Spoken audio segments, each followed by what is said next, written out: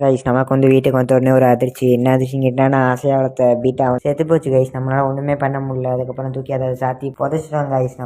நம்ம வேறு எதுவும் பண்ண முடியாது. அதுக்கப்புறம் நம்ம புதைக்கிறது தான் நம்ம இதுன்றதுனால இது ஒரு மாதிரி ரொம்ப சென்டிமெண்டலான பீட்டா கைஸ். நான் இது இவ்வளோ ஆசையாக வளர்த்ததில் இது ஒரு பீட்டா. ஸோ அதனால் ரொம்ப சென்டிமெண்டலான பீட்டான்றதுனால தூக்கி போடாமல் இந்த தடவை புதைச்சிட்டேன் கைஸ். எனக்கு ரொம்ப பிடிச்ச பீட்டா வேறு இது. அதனால் ஏன்டா தண்ணியோட ஊற்றுற அப்படின்னு சொல்லி நீங்கள் கேட்கலாம் கைஸ். நம்ம இதை கடைசியாக இருந்த தண்ணி அதுதானே. ஸோ அதனால் அதோடையே வச்சு பதிச்சிட்டேங்க. சரிங்க, நான் அதை இதில் கையில் எடுத்து காட்டுறேன் பாருங்கள். அது கையில் எடுக்கும்போது எனக்கு ஒரு மாதிரி ஆயிடுச்சு கைஸ். அது அப்படி இருந்த ஒரு பீட்டா. இது எதிர்பார்க்கல செத்து போகுன்ட்டு.